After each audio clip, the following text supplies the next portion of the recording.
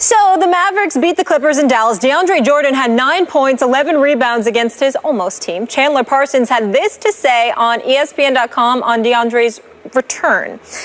Quote, "He's not a priority to us, and by the looks of their team, he's not to them either." Ouch. Shots fired, Stephen A. What was your takeaway from this game? Well, my takeaway is on the positive side for the Dallas Mavericks. I can't say enough about Dirk Nowitzki. He's a future Hall of Famer. He was absolutely spectacular last night, finishing with 31 and 11, hitting big shots, outplaying Blake Griffin, which, by the way, surprised me. Considering the way that Blake Griffin has been playing, I definitely expected more from him last night. It's beautiful to see Wesley Matthews out there. Skip, I've always been a fan of this guy. I loved him when he was playing in Portland with Damian Lillard. The minute he went down, I knew that Portland had no shot the rest of the season because he's got an iron will, like Coach Rick Carlisle continuously says. He's not scared of anything. He always wants to fight. He goes out there. He can't just score. He defends as well. And he was harassing Chris Paul all night long, helping to limit him to 2 for 11 shooting, just 11 points for Chris Paul. Obviously, I expected better from him as well as Blake Griffin.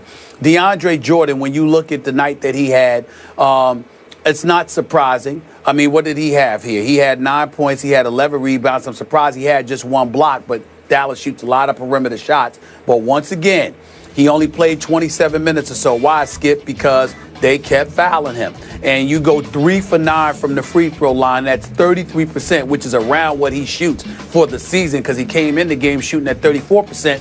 This is what is holding the Clippers back. Because when DeAndre Jordan is on the floor, both offensively and defensively, he is a force to be reckoned with. If the brother could just hit free throws, it would change everything for the Los Angeles Clippers. So when we think about what Chandler Parsons had to say, he's right on the money. Sure, it was a dig. And sure, listen, Mark Cuban, the Dallas Mavericks, eventually you got to let it go. But this was his first time in Dallas since reneging on his deal to go there. So we understand that. But the point is that at the end of the day, he's not a priority for the Clippers. Chandler Parsons sat there, and he's right. Doesn't seem to be a priority offensively. Defensively, he obviously does. But offensively, he is not. Why? Because you got to be able to make free throws. You got to be able to close. Because when you can't do that, they just get to foul you and disrupt the flow and the rhythm offensively of the rest of your team. And if you're Doc Rivers and the Clippers, you can't afford to let him do that. So that's the situation. It is what it is. Dallas is 4-4. Amazingly, I'm shocked by that because of the personnel they don't have. But nevertheless, the Clippers, to me, what I learned from this is that Rick Carlisle, once again, can still coach his butt off. Dirk Nowitzki's a star. Wesley Matthews is a stud if he can stay healthy. And the Clippers, however, are a very good team who will not be great unless they find a way to offset DeAndre Jordan's free throw shooting. I hear what you're saying, but I'm just going on emotions. I watched this whole game, and I loved every last drop of it for the sake of the Maverick fans. I think they all had a great time at this game. And I can relate to Maverick fans because, if you remember, I covered this franchise from its inception for its first 18 years of existence. So I think I know their heartbeat and their psyches. They're not like, let's say, Philly fans who are going to boo Santa Claus. They're not like that. They're not mean-spirited. They're not nasty to me. I guess you could, there might be one or two somewhere, but in general, they just like to go scream and yell for their Dallas Mavericks. And last night, they weren't. I don't think anybody threw anything. I didn't hear anything about anything getting thrown. So it was just they just booed DeAndre Jordan upon his return. And what I loved about it was, as I said on the show yesterday, they could boo him the most when he was standing by himself at the free throw line. And it was just a joy to watch him miss 6 out of his 9 free throws because it just brought the house down. It was fun. And again, he spurned them, he burned them, and they got a small measure of revenge last night. Just a little slice of early season justice. That's all it was. It doesn't amount to a whole lot. I wish Rick Carlisle had fouled him more, to your point, because He's a disaster at the free throw line. He's shooting 34% for the year. He was 33% last night. And I wanted, as I said yesterday, I wanted to see him shoot 29 free throws. I thought Rick kind of took the high road there, because down the stretch, especially toward the 2-minute mark, you could have put him on the line even more than they did. They did some. He made a couple late, but 3 out of 9. So my point is that it was a fun game to watch for the Maverick fans. They got even for the year, 4-4. Dirk had a big night. He had 5 out of 6 threes, as you point out. Last one might have been a little lucky. I don't think he called glass on it, but it went in. It was their night. So good for Maverick fans. You got to take it out on a guy. And Stephen A., you make the point he's a good guy. I think DeAndre's, if I can, he's more lover than fighter. I think he's like good-hearted guy. A lot of guys would get their mad on and go back into Dallas like they're on a mission to put, shut these fans up. He seemed pretty intimidated, so he goes out early. Wait a second, we got the picture of him. Yeah, he's signing autographs. There he is. So he goes, that was smart, shrewd operator. You go out, you sign autographs, good for you.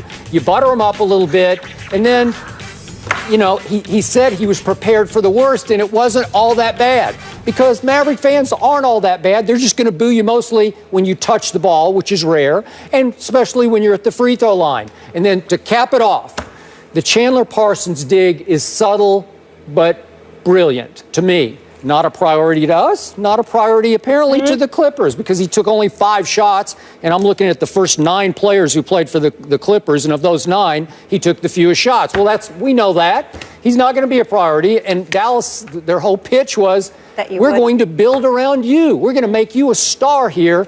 So good for the Dallas Mavericks. Well, it was good for them, but let's be clear about something. I mean, like you said, he is a good guy, Skip. He really, really is. But I think that he would have went out there with that dog in him to go after them. What happens is that you're going to get humbled when somebody keeps attacking your weakness. The Dallas Mavericks were letting them know you're going to get but so many shots because we're going to be inclined to foul you a lot. Why? Because we know you can't hit free throws. And so when you recognize that as an impediment, particularly when you're in those hostile confines and you clearly don't have the confidence that you need to have in order to hit free throws because that's your Achilles heel, then it's going to be problematic for you. And it's just that simple. And so that's what it comes down to. It's not so much that he didn't want to go out there and play lights out. But in the end, if I know you can jump out of the gym, you can dunk on anybody, you can block shots, you can rebound, you can defend. But the thing I'm focused on is fouling you so I can send you to the free throw line. And that's the one Achilles heel that you can't appear to overcome. It'll humble anybody. When somebody continuously goes about the business of attacking not just your weakness, but something you know to be your weakness. And this is why DeAndre Jordan has to sit up there and get free throws. I'm on the record, Skip. Let me be very, very clear. I believe DeAndre Jordan's free throw shooting will cost the Clippers a championship.